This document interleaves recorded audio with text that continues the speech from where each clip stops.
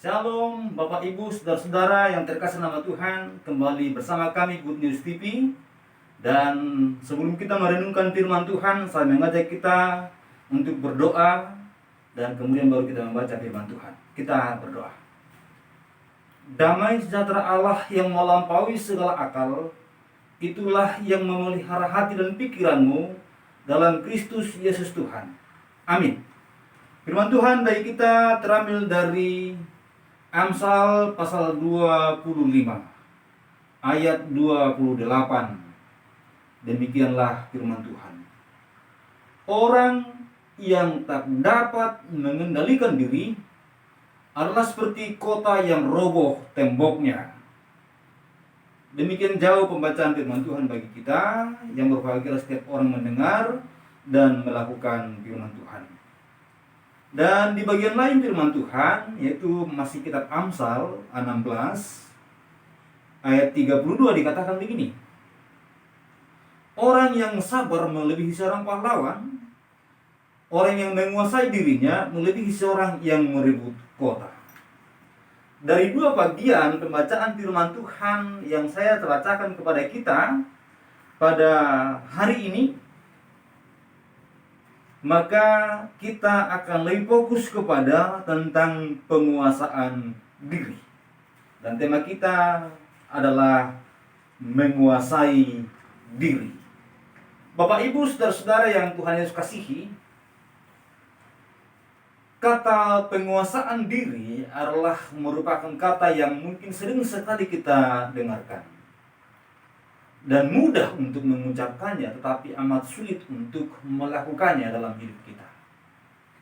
Tetapi lihatlah bahwa orang yang tidak dapat menguasai diri, sebagaimana dikatakan pada bagian yang kita bacakan tadi, dikatakan bahwa itu seperti kota yang roboh temboknya. Ada kerusakan yang sangat luar biasa diakibatkan dari cara hidup yang tidak dapat menguasai diri.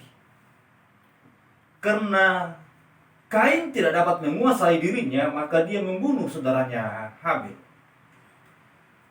Karena Saul tidak dapat menguasai dirinya, maka akhirnya dia pun hendak membunuh Daud. Ada begitu banyak dosa yang diakibatkan oleh gagalnya penguasaan diri.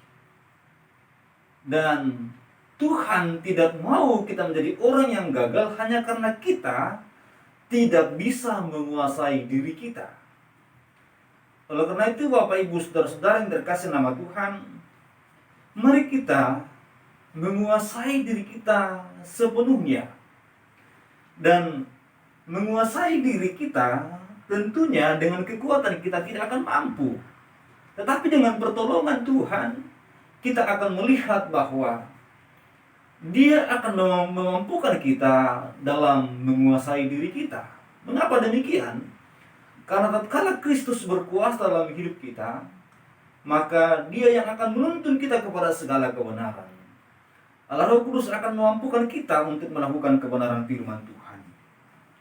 Demikian juga dikatakan kepada kita pada kitab Amsal yang tadi saya bacakan kepada kita pada pasalnya yang 16, dikatakan bahwa orang yang menguasai diri melebihi seorang pahlawan yang merebut kota.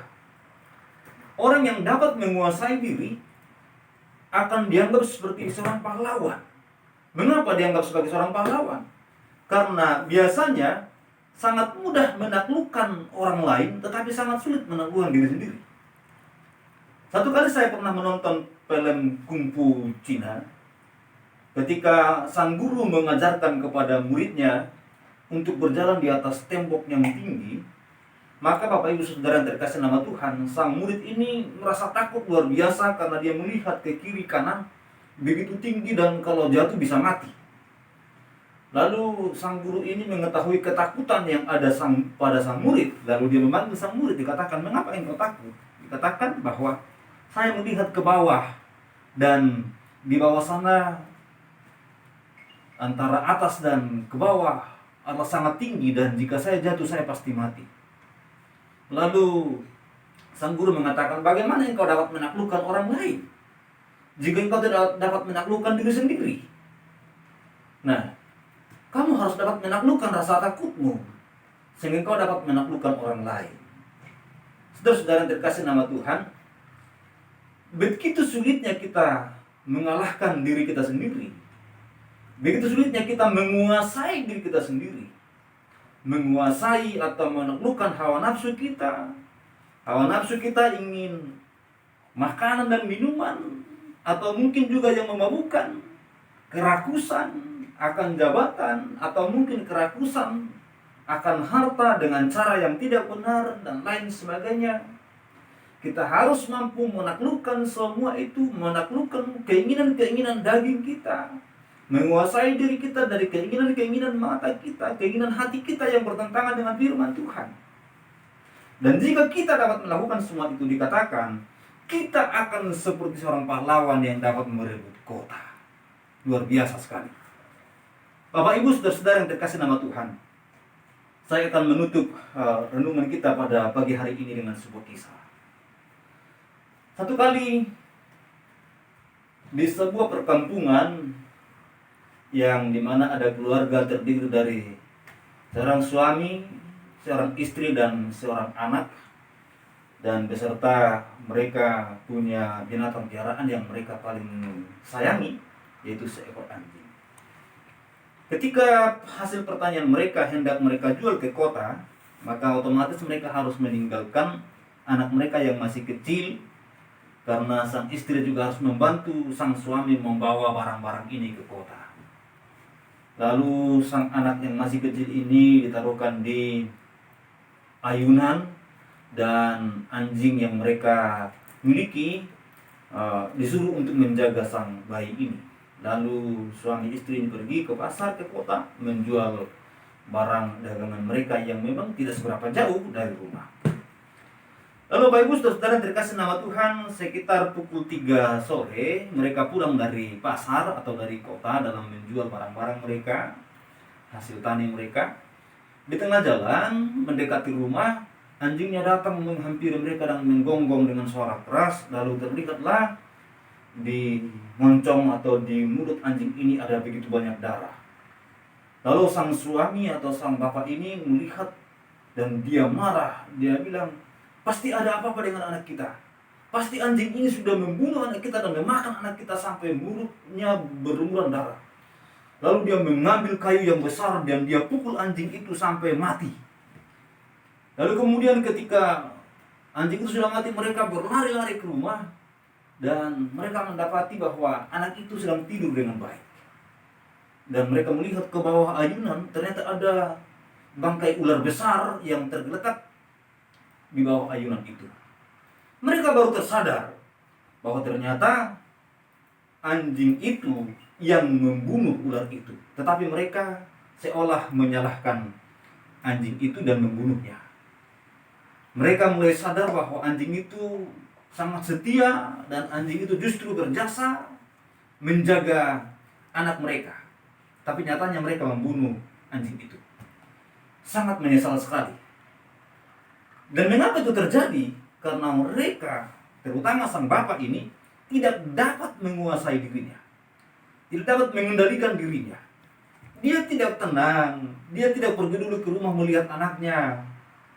Tapi dia sudah langsung memvonis bahwa anjing itu salah, lalu dia bunuh. Dan apa yang terjadi? Pada akhirnya penyesalan di belakang hari. Bapak Ibu saudara yang terkasih nama Tuhan, setiap kita gagal dalam menjaga atau menguasai diri kita sendiri, yang ada adalah akan terjadi penyesalan. Karena akibat dari gagalnya penguasaan diri akan adanya kerusakan. Sama seperti dikatakan pada nas ini, seperti kota yang tembok-temboknya rusak. Dan jika tembok-temboknya rusak, para penjara, perampok akan mudah datang. Orang akan mudah menjerat kita.